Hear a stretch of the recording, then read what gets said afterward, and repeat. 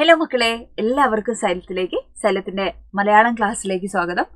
അപ്പൊ നമ്മൾ ഇന്ന് പഠിക്കാൻ പോകുന്നത് 6 മാർക്കിന്റെ ചോദ്യങ്ങളെ കുറിച്ചാണ് അല്ലെ. അപ്പൊ പരീക്ഷയിൽ ഏറ്റവും ഇമ്പോർട്ടന്റ് ആയിട്ടുള്ള ഒരു ചോദ്യ രീതിയാണ്, ചോദ്യഭാഗമാണ് 6 മാർക്കിന്റെ ചോദ്യങ്ങൾ അല്ലെ. അത് ചിലപ്പോൾ മുഖപ്രസംഗമായോ അല്ലെങ്കിൽ ആസ്വാദനക്കുറിപ്പായോ കഥാപാത്ര നിരൂപണമായിട്ടൊക്കെ നമ്മളോട് ചോദിക്കുന്ന ചോദ്യമാണ്. അപ്പൊ 6 മാർക്കിന്റെ ചോദ്യങ്ങൾ വരുന്ന സമയത്ത് നമ്മൾ എന്തൊക്കെ കാര്യങ്ങൾ ശ്രദ്ധിക്കണം, എത്രത്തോളം എഴുതണം എന്ന് ശ്രദ്ധിക്കണം, എത്ര ടൈമാണ് അതിനുവേണ്ടി മാറ്റിവെക്കേണ്ടത് എന്ന് നമ്മൾ ശ്രദ്ധിക്കണം അല്ലെ. അപ്പൊ ഇത്രയും കാര്യങ്ങൾ ശ്രദ്ധിച്ച് ചോദ്യത്തിനുള്ള ഉത്തരം എഴുതുമ്പോഴാണ് എന്ത് ചെയ്യുന്നത്, നമുക്ക് 6 മാർക്ക് നമുക്ക് ലഭിക്കുന്നത്. പിന്നെ ഇത് പാഠപുസ്തകവുമായിട്ട് കണക്ട് ചെയ്ത ചോദ്യങ്ങളാണ്. പലപ്പോഴും ഉപന്യാസം അല്ലെങ്കിൽ മുഖപ്രസംഗമൊക്കെ ചോദിച്ചു കഴിഞ്ഞാലും ആ വിഷയം നമ്മളുടെ പാഠഭാഗത്തിൽ ഏതെങ്കിലും ഒരു പാഠഭാഗത്തോട് കണക്ട് ആയിട്ടായിരിക്കും നമ്മളോട് ചോദിക്കുക. അപ്പോൾ നിർബന്ധമായിട്ടും എന്താണ്, നമ്മുടെ പാഠഭാഗത്തെ കൂടെ അതിന് ഉൾപ്പെടുത്തുക എന്ന് പറയുന്നതും വളരെ ഇമ്പോർട്ടൻ്റ് ആയിട്ടുള്ള കാര്യമാണ്. അപ്പൊ നമുക്ക് ചെറിയ 2 ചോദ്യങ്ങൾ നമുക്ക് പരിചയപ്പെടാം. എങ്ങനെയാണ് 6 മാർക്കിന്റെ ചോദ്യങ്ങൾ എഴുതേണ്ടത് എന്ന് നമുക്ക് നോക്കാം. ആദ്യത്തെ ചോദ്യം നോക്കൂ. പാലത്തറ ചന്തയിൽ നിന്നോ വരുത്തിയ തുണി കൊണ്ടാണ് എന്റെ ഷർട്ടും ട്രൗസറും. ക്ലാസ്സിൽ ഷർട്ടിടാത്ത കുട്ടികളും വരുന്നുണ്ട്. അതുകൊണ്ട് ഒരു മത്സര ബുദ്ധിയോടെ ഞാൻ ആരുടെയും വേഷഭൂഷാദികളെ നോക്കിയിട്ടില്ല. വീട്ടിലിരിക്കുമ്പോൾ ഇടുന്ന ഷർട്ടും ട്രൗസറും ഇത്ര നല്ലതാണെങ്കിൽ അവന്റെ പെട്ടിയിൽ ഇനി എന്തൊക്കെ ഉണ്ടാവും എന്നുള്ളതായിരുന്നു എന്റെ ചിന്ത. ഏതാണ് പാഠഭാഗം? കുപ്പായം എന്ന് പറയുന്ന MTയുടെ പാഠഭാഗമാണ് അല്ലെ. അപ്പൊ വസ്ത്രം ആവശ്യത്തിനപ്പുറം ആഡംബരമായി മാറുന്നുണ്ടോ? വിശകലനം ചെയ്ത് വേഷഭൂഷാദികളും ആഡംബര ഭ്രമവും എന്ന വിഷയത്തിൽ പ്രഭാഷണം തയ്യാറാക്കുക. അപ്പൊ പ്രഭാഷണമാണ് നമുക്ക് 6 മാർക്കിന് ചോദിച്ചിരിക്കുന്നത്. അപ്പൊ പ്രഭാഷണവും പ്രസംഗവും ഒന്നാണോ എന്നുള്ളൊരു ചോദ്യമാണ് നമ്മൾ ആദ്യം ഫേസ് ചെയ്യുക അല്ലെ. ഒരിക്കലും പ്രഭാഷണവും പ്രസംഗവും എന്നല്ല, ഒന്നല്ല, രണ്ടാണ്. പ്രസംഗം എന്ന് പറയുന്നത് ഒരു വിഷയത്തിൽ ഊന്നിക്കൊണ്ടല്ല, പല പല വഴികളിലേക്ക് അത് സഞ്ചരിക്കും.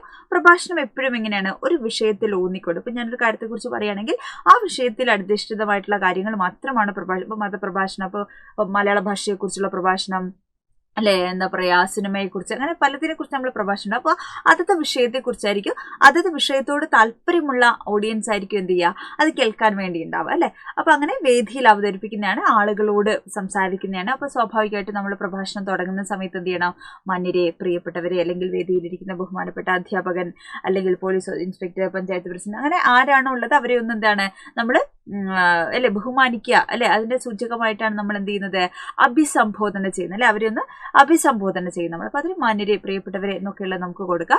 അപ്പൊ ഇവിടെ എന്താണ് വിഷയം, വേഷഭൂഷാദികളും ആഡംബര ഭ്രമവും എന്നുള്ളതാണ്. അപ്പൊ അത് തന്നെ എന്ത് ചെയ്യണം, നമുക്ക് തലക്കെട്ട് കൊടുക്കണം. പിന്നെ MT വാസുദേവൻ നായരുടെ കുട്ടിക്കാലത്തെ അനുഭവങ്ങളാണ് തീർച്ചയായും എന്ത് ചെയ്തിരിക്കുന്നത്, ഇവിടെ പറഞ്ഞിരിക്കുന്നത്. അപ്പൊ അത്തരം അനുഭവങ്ങളെ കുറിച്ച് പറയാം.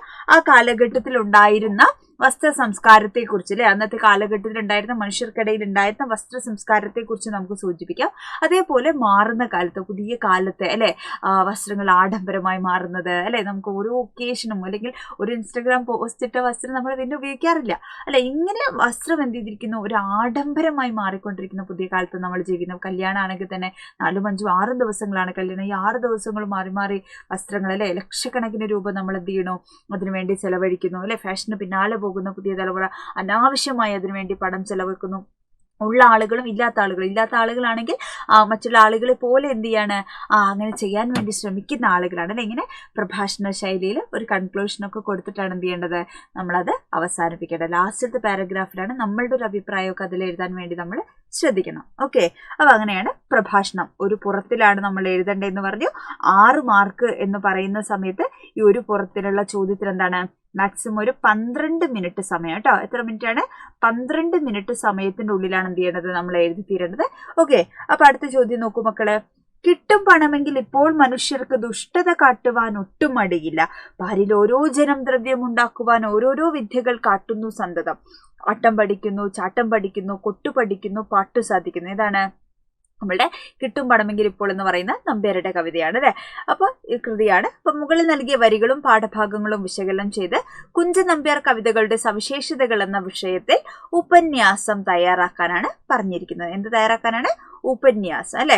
അപ്പൊ ഉപന്യാസം ഉറപ്പായിട്ടും നമുക്ക് പരീക്ഷയിൽ ചോദിക്കാവുന്ന ഒരു ചോദ്യമാണ്. 6 മാർക്കിൽ നമുക്ക് ചോദിക്കുന്ന ഒരു ചോദ്യമാണ്.